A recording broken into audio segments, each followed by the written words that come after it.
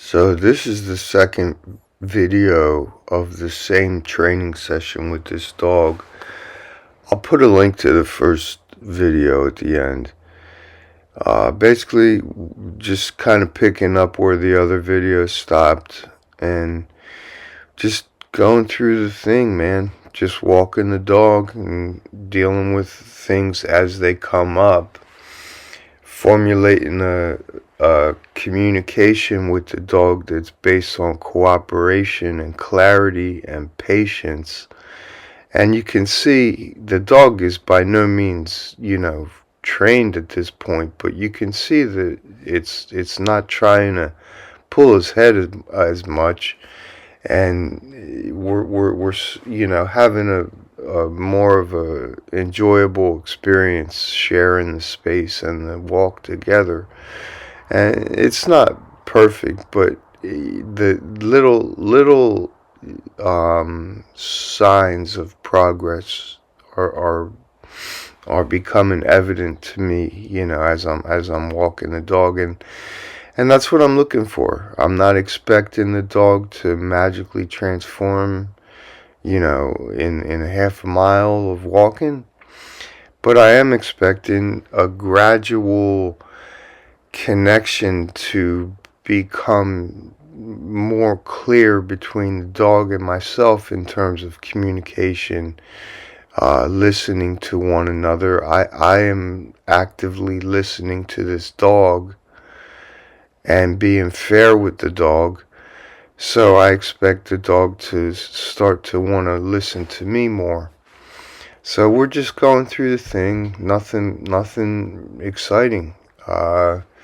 Just as things come up, we take the opportunity to communicate. And in the meantime, I'm focusing on the pace that we're moving at. And here we see a little old Honda Civic that's parked for sale in somebody's driveway. $400 for this thing, and it's an SI, which, if this thing was like cleaned up and running good, they're going to be collector's cars, man. But that's the thing that's so rad about Oregon. It's like you can just see like old rust-free cars just like hanging out. People still driving like 30-year-old cars. It's awesome. So I wasn't sure what was going on with the gate. You could see the dog was wanting to go in there and check it out, but I was just like, no, whatever, and I'm not even like saying like, no, don't go in there, or it's all done with like really subtle energy and just like the leash, and the dog gets that level of communication so much more clearly than they would receive verbal commands and a bunch of this and that. So you can see we're walking down here. These people put this little bike outside. I guess it's like a little decoration. It's pretty cool. Nice little quaint yard. This is a nice little neighborhood. Not used to Springfield. It's different. It's like older. So as we're walking up here, I noticed that between the way that the bushes are and the cars are, that I couldn't really see what was going on, and I didn't want to put the dog into a blind situation, especially since they were walking on that side of me. So I just decided to cross the street. No big deal. And as we crossed the street, the dog started getting fixated on that very area that I had intended to not go past because I didn't know what was there. And there was actually a cat there, so as we're on the other side of the street, you'll see that this dog starts to get fixated on the cat. And it just gives me an opportunity to give clear communication. So you can see I can't really tell what's going on down there. I know there's some gates and driveways, and I didn't know if there was going to be a dog, or I didn't want to put this dog into any like situations that I wasn't aware of. So we just crossed the street, and you'll see here in a second as we're walking up past this mailbox, the dog starts to get real fixated on that area, and I couldn't tell at first what was even going on, but I noticed there was a cat over there. So you could see how she's cued in, see how she's like stopping, wanting to go check it out. She's like, let me go Scooby snack that cat up real quick. See this? And so I'm not tripping, you know? I'm like not like saying, no, don't do that, blah blah blah, blah blah blah, you know. I'm just like vibing the dog. You can see she'd love to run over there right now, but I'm not making a big deal out of it. And because I'm being like super chill and clear and non-reactive, then she's respecting my vibe and she's like, all right, you know, I hear you. So she does her little like wiggle around, wanting to walk around because she just got a little spike of like whatever dopamine or whatever, and now it like distracted her. So as we took the next, you know, few steps, she was a little bit wanting to kind of be a little goofy again. So we just walked through it, and now we're heading this way. I know that if I keep making a big enough circle, we'll eventually come around back where we started, and that's all I've kind of got going on in terms of sense of direction at this point. I'm never looking to rush this because the more time that this dog spends in a state of mind knowing that we're just migrating, like we're just walking, and like there's like we're just doing this thing, then that actually helps the dog's brain waves like totally calm down and not feel like they need to like be 2 steps ahead, and they just start to match my pace more. And it's not because they're tired. I mean, this dog could easily run for, you know, a long time and have, you know, plenty of energy to do so. So it's not like I'm waiting on the dog to get tired. I'm waiting on the dog's brain waves to calm down enough so that they can actually be fully present in the moment, because that's what I'm trying to share with the dog. So I'm looking up at the street signs because I have no idea really where we are. But I know that if we keep arcing back in a big enough circle that we'll eventually make it back to where we started. And, you know, there's no hurry. It's a beautiful day. It's not getting ready to rain. It's not hot. We got water anyway. I think we actually stopped. Yeah, actually, that's funny. We stopped right there and had a drink. And then we just keep walking. One thing I like to do on dog walks that helps the dog is to take advantage of like little tiny obstacles. Like the terrain that we're walking on right here is a little more rough. I'm doing that for a couple reasons. Number one, it keeps us further away from the road, so I don't have to worry about cars or anything. And number two, it makes it more interesting for the dog. So here's a good example of that. There's like this ditch here, and we could have walked 20 feet down the thing and walked up on the nice paved thing, but instead we decided to climb through the ditch. And the dog's not used to being on a leash, so what happened here is they walked over the leash. So I just take a second here and undo the leash from their legs. And now we're up on the nice sidewalk, and as we start walking through these bushes, she's going to want to stop and spend time sniffing at every one. And I'm not trying to be a jerk about it. I'm like, go ahead, sniff. I don't care, but we're not stopping. You see what I mean? And she feels that. She's like, word, I can work with that.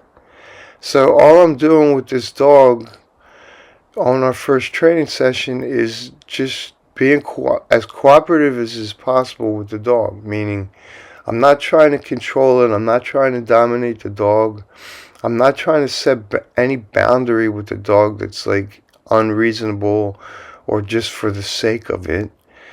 I'm real focused in what I'm trying to communicate, and I'm giving the dog opportunities to be a dog. Like sniff the bushes. I don't care. Don't fixate on the bush, and we're not going to stop them. And you know, so you can like mark the bush or anything like that. But I don't care if you smell it. And that kind of communication like drawn out over the course of a whole afternoon means a lot to the dog. Like they actually like really like appreciate that level of connecting with the human. And it turns the whole thing into more of a shared experience. So we're just walking down the sidewalk. There's going to be some construction workers up here in a little bit. And, you know, we just kind of say hi. And I try and be real friendly with everybody. Like, I don't, especially when you're walking a big dog, um, you never know who doesn't like dogs or who might be nervous if they see a dog walking up. So I try and always be, number one, keep the dog respectful. Like you can see that guy leaning on his truck. So I'll walk around him, in a little bit of an arc just out of respect for his space. I'm going to try and walk like 1 foot away from that guy with this big ass dog. I'll do that out of respect, and then as we're walking by, I'll say hi. And that shows the dog that I'm at peace with my surroundings. I'm aware of my surroundings, and that I'm not feeling any kind of tension or nervousness. So another worker walked by holding a stop sign, and I was like, hi, and they were like, hi. And see, what I learned this from my mom, is a lot of people are content to just let things be. Like, we could have easily walked by that person, and most people are pretty shy. So most people will like walk by each other and maybe like nod or smile or something. But when I'm trying to help a dog, I want this dog to feel like really at peace with his surroundings. So I'll go out of my way to like create positive vibes with people. So this truck is coming in. I didn't know where it was going to want to go, so I kind of tried to get out of the way as best I could. And same thing here, when the guy gets out of the truck, it's like, hi. Just so the dog can feel like everything that comes around is not a threat. And if it is a threat, that I would be the one to like recognize it as a threat. I don't need the dog to be, on that level of like, ooh, what's this? Ooh, what's that? Ooh, what's this? Should I be on point? Like, no, dog, just relax. We're at peace with our surroundings here. Everybody's in a good mood and everybody's safe and happy. And if there's cars driving by that we need to move out of the way, I'll tell you to move out of the way and that kind of thing. You'll notice as we get on this one stretch, I keep looking back over our shoulder to make sure that there's no cars going to be coming speeding by us. Because if there were, I would just move out of the side of the road a little more, so that the dog feels like I'm paying attention.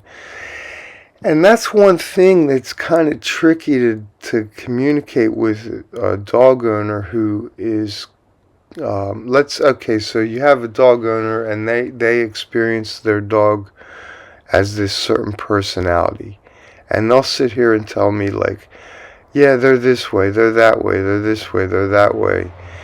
And when I'm listening to that, I'm like, not marginalizing it. I'm like hearing what they're saying, but the whole time, I'm taking it with like a grain of salt, because I know that what the dog's personality is way more malleable than the owner would ever think it is.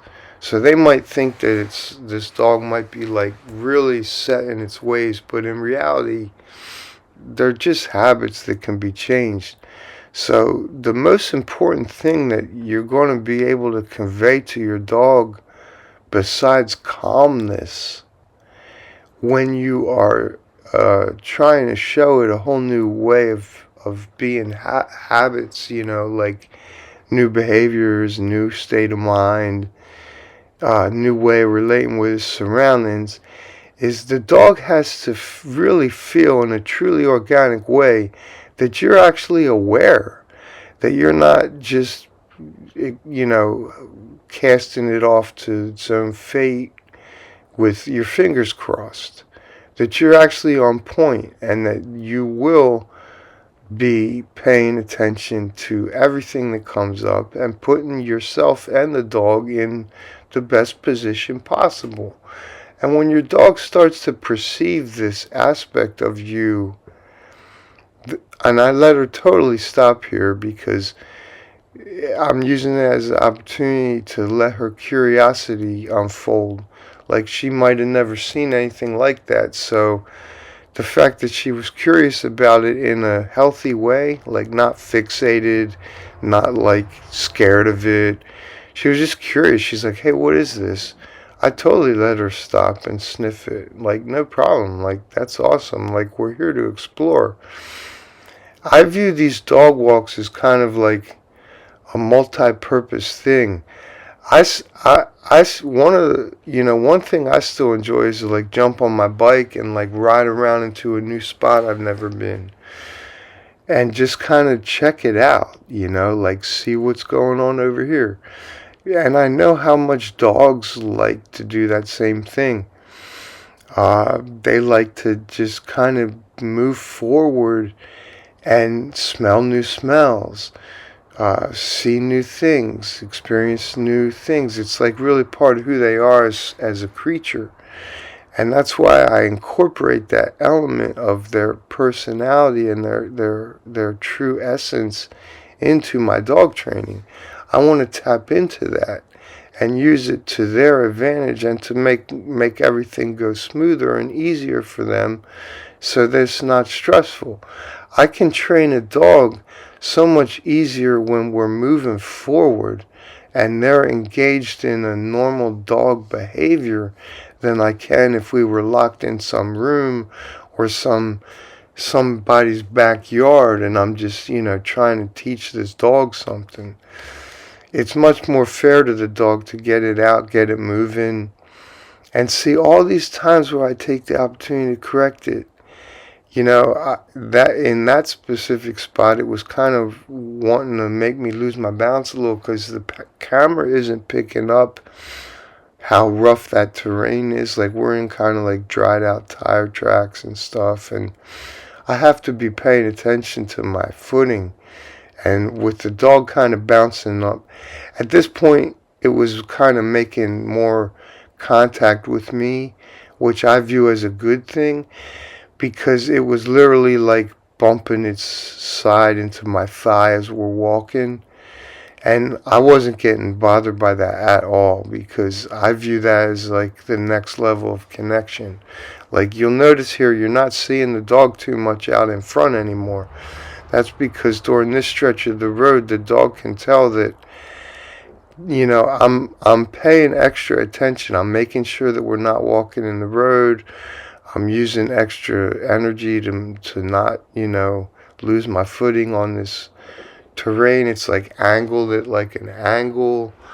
So the camera's making it look all like smooth, but it's definitely not. It's like 30-degree angle and it's like rough and loose terrain. So you can see the dog is actually like a foot higher than me right now because of the slope.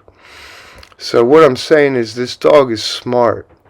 This dog is cooperating with me on levels that might seem unnoticeable, but I'm noticing them.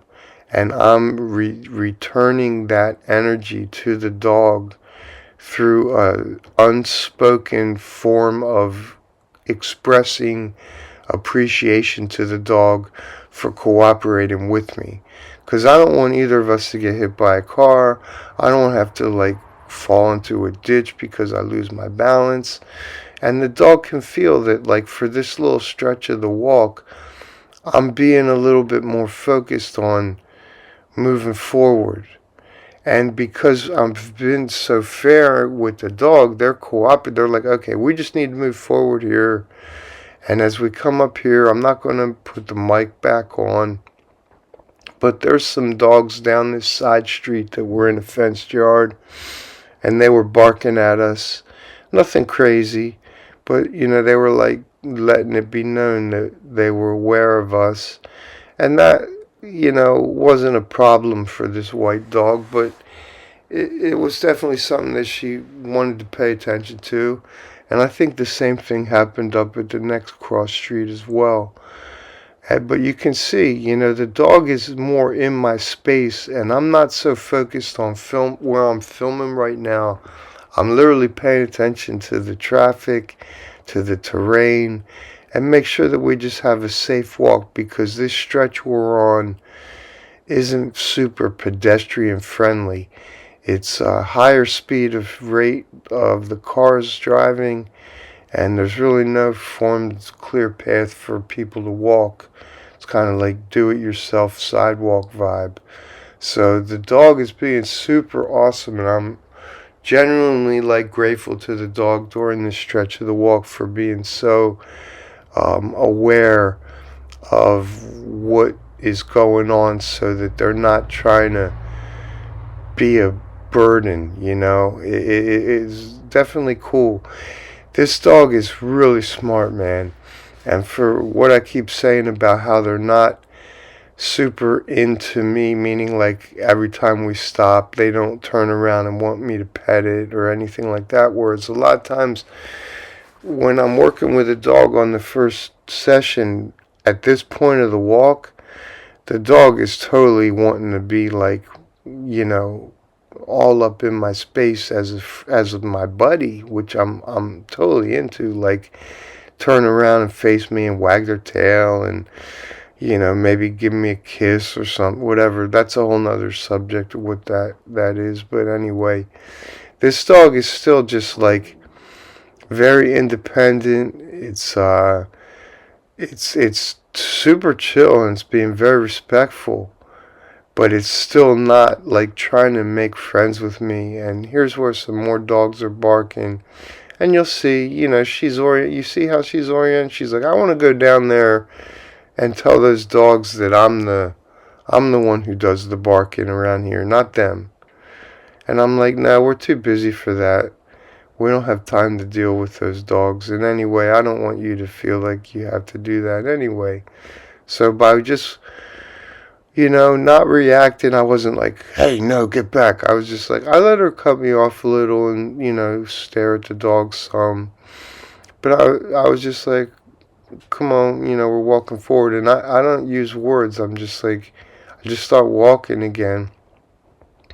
Because I'm just basically, during this stretch of the walk, I'm not focusing on training her a whole bunch. I'm focused on moving forward in a cooperative way and getting to the next area where I can relax a little bit, in terms of let's be on a real sidewalk. You can see, this is pretty steep here, and I like it because it's forcing the dog to feel my energy this way, meaning hey, look, sometimes we're going to relax and walk super slow, and you're going to get to sniff bushes, and we'll just hang out and be buddies. And sometimes we're going to move with intention, where I'm actively trying to get to the next spot, and the dog can feel that difference. So getting ready to wrap it up here. It was a good spot to stop and take a drink of water off to the side over here. I stopped filming, and that's what we did. And I'll have part 3 up for you guys later on. Thanks for watching.